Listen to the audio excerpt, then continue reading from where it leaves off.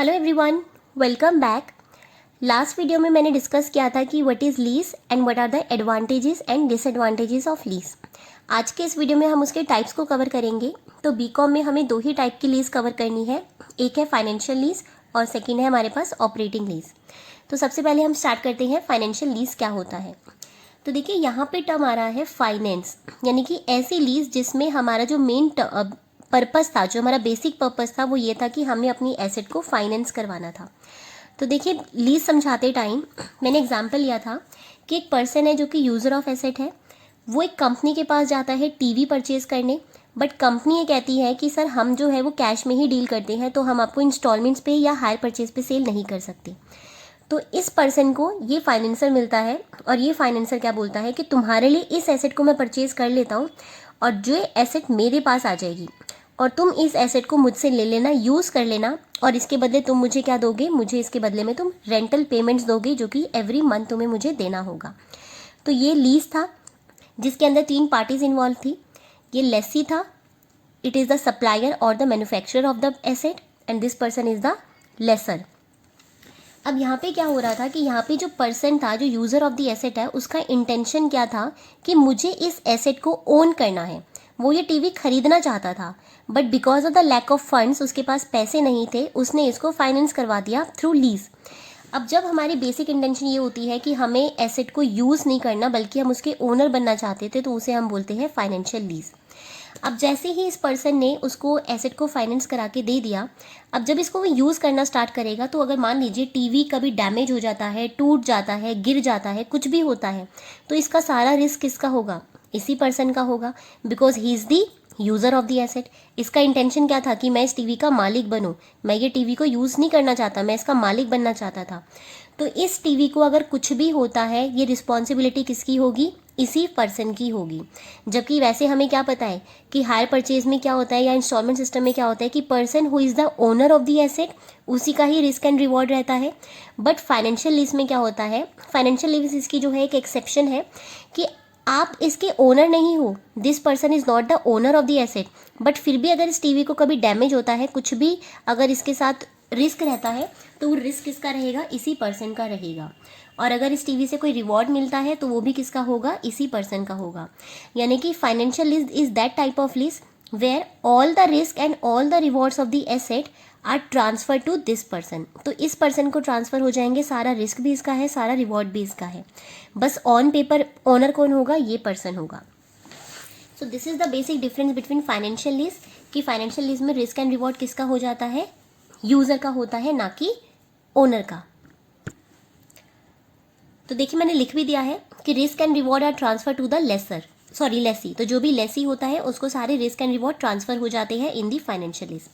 Second क्या होता है कि जो फाइनेंशियल लीज होती है ये लॉन्ग टर्म के लिए होती है। तो अगर आपने 1 साल, 2 साल, 5 साल इतने टाइप के लिए अगर आपने लीज को किया है तो हम उसे बोलते हैं ऑपरेटिंग लीज।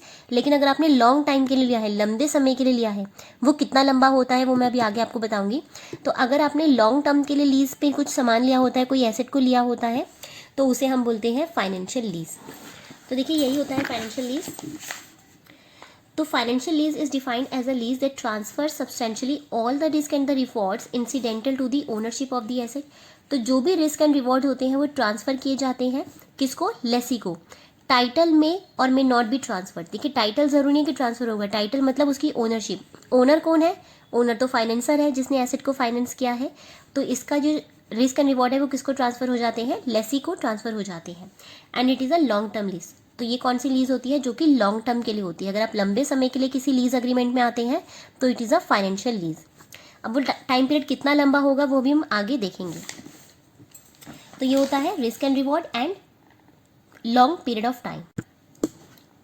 अब देखिए पीछे तो हमने बात की थी कि जो हमारी बुकिश लैंग्वेज थी जिसमें हमें मीनिंग पता था कि what is a financial lease. तो अगर एग्जाम में क्वेश्चन आएगा what is a financial lease, तो आपने ऐसे ही स्टार्ट करना है कि financial lease is a lease in which all the risk and all the rewards are substantially transfer to the lessee and it is a lease which is for a longer period of time. But lease कैसे पता चलेगा कि वो financial है कि operating है, अगर हमें किसी भी लीज में इन चारों कंडीशंस में से कोई सी भी एक कंडीशन फुलफिल होती हुई दिखती है तो हम कह देंगे कि ये फाइनेंशियल लीज है। अब 4 कंडीशंस कौन कौन सी हैं lessee will become the owner of the asset at the end of the term of the lease. अब देखिए, मान लीजिए कि आपने 10 साल के लिए एक लीज कॉन्ट्रैक्ट बनवाया, तो 10 ईयर्स के लिए आपने लीज कॉन्ट्रैक्ट बनवाया, और लेसी के पास क्या है कि जैसे ही 10 साल पूरे हो जाएंगे तो जो उस एसेट का यूज़र था वो उसका ओनर बन जाएगा। यानी कि ये पर्सन जो एसेट को यूज़ कर रहा है 10 साल से, अगर वो इसका ओनर बन जाए इमीडिएटली, जैसे ही आपकी लीज खत्म होती है, जैसे आपके 10 साल खत्म हो जाएंगे, आप इसके ओनर बन जाएंगे, तो डेफिनेटली ये क्या हो जाएगी, फाइनेंशियल लीज। क्योंकि यहाँ पे आपका जो बेसिक पर्पस था वो क्या था कि हमें अपनी एसेट को सिर्फ फाइनेंस करवाना था, और हमें जो बेसिक इंटरेस्ट था वो हमारा उसका ओनर बनने में था। But because of the lack of funds हम अपने पैसे नहीं दे पा रहे थे, जिसकी वजह से हमने उसको लीज के थ्रू परचेज किया था। तो फाइनेंशियल लीज क्या हो गई, lessee will become the owner of the asset at the end of the leasing term.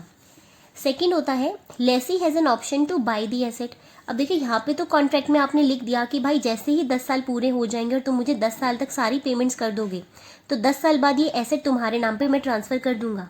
Second point में क्या डिफरेंस है कि यहाँ पे कॉन्ट्रैक्ट में लिख दिया कि जैसे ही 10 साल पूरे होंगे इस पर्सन के पास ऑप्शन मिल जाएगा, तुम्हारे पास ऑप्शन होगा कि चाहे तो तुम एसेट के ओनर बन सकते हो। तो ओनर बनने के लिए तुम्हें क्या करना पड़ेगा, मुझे एक नॉमिनल अमाउंट देना पड़ेगा, 200, 400, 500, 1000 रुपये। तो तुम्हें मुझे बस एक नॉमिनल सा अमाउंट पे कर दो और तुम इसके ओनर बन जाओ एसेट के। तो तुम्हें मैं एक ऑप्शन दे रहा हूँ, तो चाहे तो तुम इस एसेट के ओनर भी बन सकते हो, और अगर तुम इसके ओनर नहीं बनना चाहते तो तुम कॉन्ट्रैक्ट सीधा खत्म करो, एसेट मेरे पास है, मैं उसे स्क्रैप डीलर को सेल कर दूंगा, तो कबाड़ी वाले को हम उसको बेच देंगे और जो भी रिकवर होगा वो मैं ले लूँगा। तो फर्स्ट पॉइंट में क्या था कि वो इमीडिएटली उसका ओनर बन जाएगा जैसे ही 10 ईयर्स पूरे हो जाएंगे, और सेकंड पॉइंट में हमने बोला कि उसके पास ऑप्शन है कि वो ओनर बन भी सकता है, तो पैसे दे दो, ओनर नहीं बनना तो कोई बात नहीं, तुमने 10 साल तक मुझे उसके लिए पेमेंट्स की, अब वो एसेट मेरी है, मैं ले जाके उसे कबाड़ी पे सेल कर देता हूँ, तो डेफिनेटली मुझे उसके भी 200-400 रुपये ही मिलने वाले हैं। तो जो भी मिलेगा वो फाइनेंसर की इनकम हो जाएगी।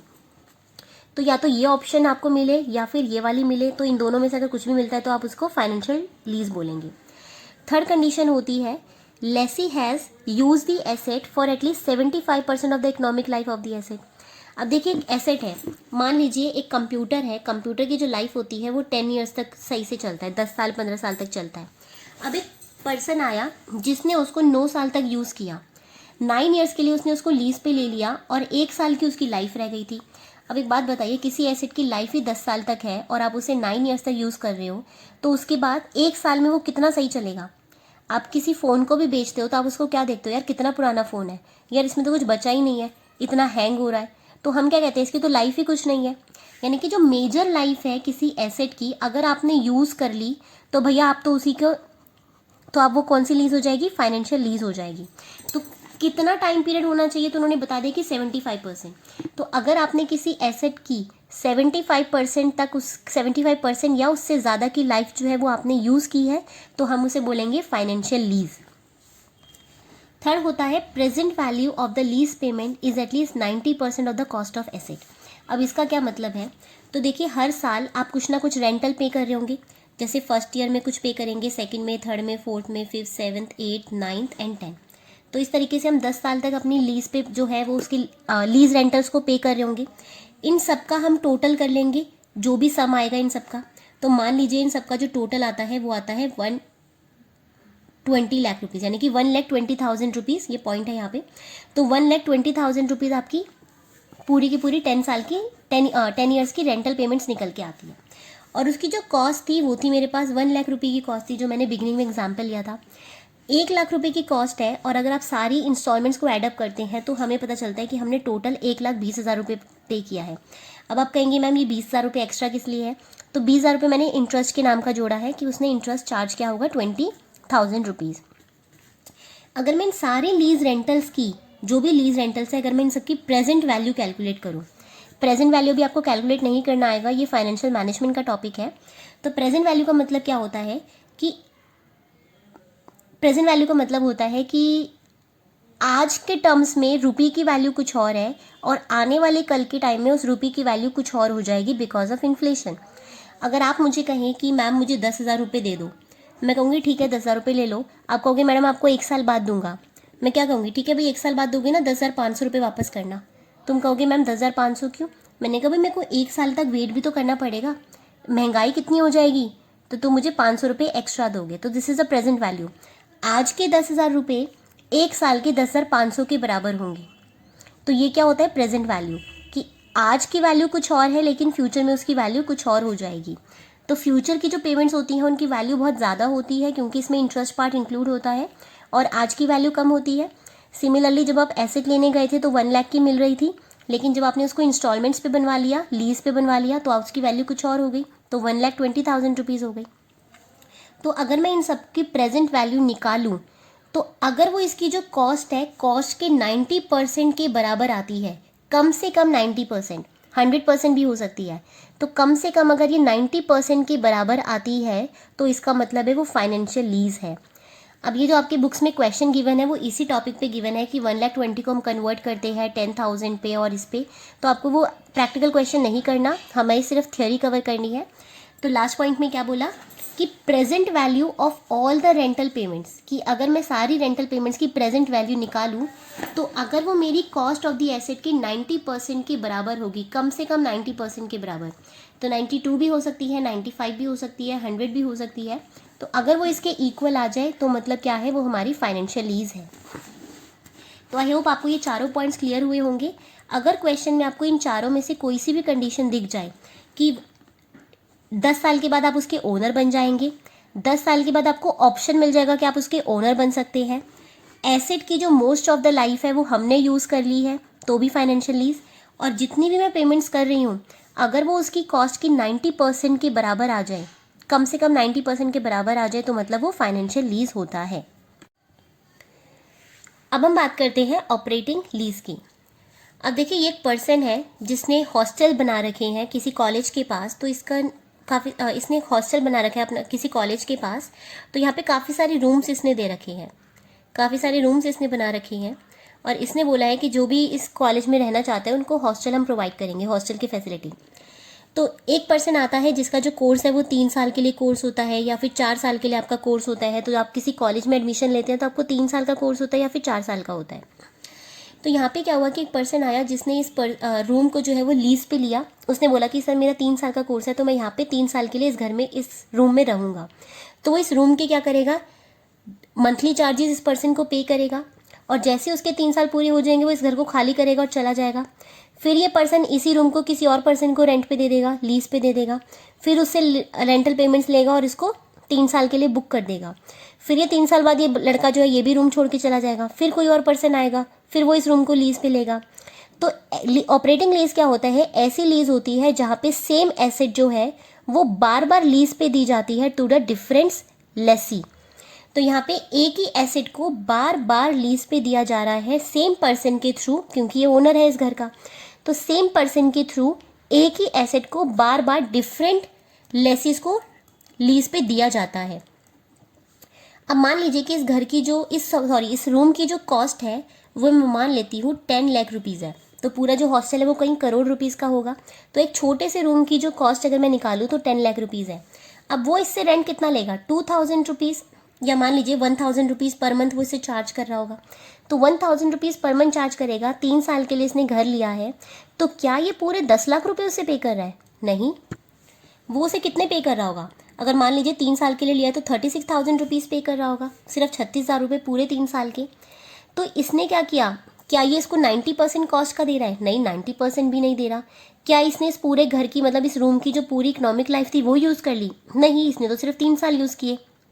घर तो काफ़ी लंबे समय तक के लिए यूज़ किया जा सकता है, लेकिन इसने सिर्फ एक छोटा सा पार्ट जो है उसका यूज़ किया। तो ये ऐसी कौन सी लीज हो गई, ये हो गई ऑपरेटिंग लीज, जिसमें आपने एक ही एसेट को डिफरेंट लेसीज को यूज़ करने के लिए दिया।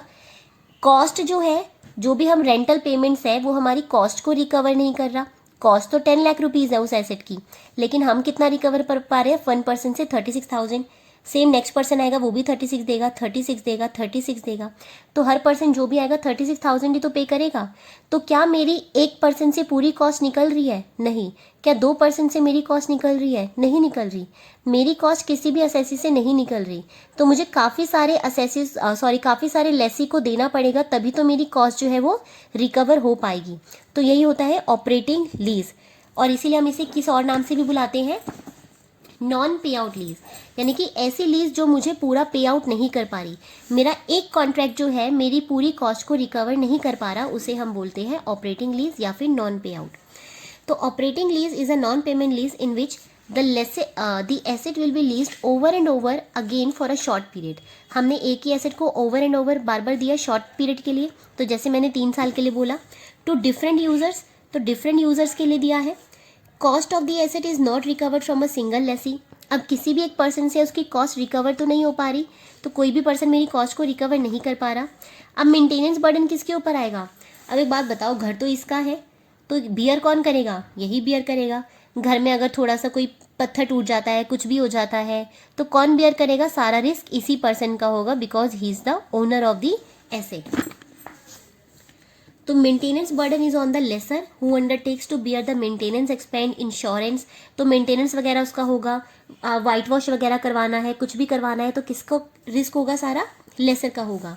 इंश्योरेंस करवाना, उसकी रिपेयरिंग वगैरह करवाना, टेक्निकल एडवाइस वगैरह, तो जो भी सब कुछ होगा वो सारा किसका होगा? लेसर का ही होगा। Lease period is generally a short and not be adequate to recover the investment. Lease period क्या होता है? शॉर्ट होता है, जैसे मैंने 3 साल बोला, और may not be adequate to recover the investment. अब मेरे 1% से इन्वेस्टमेंट रिकवर नहीं हो पा रही, तो यही होता है ऑपरेटिंग लीज।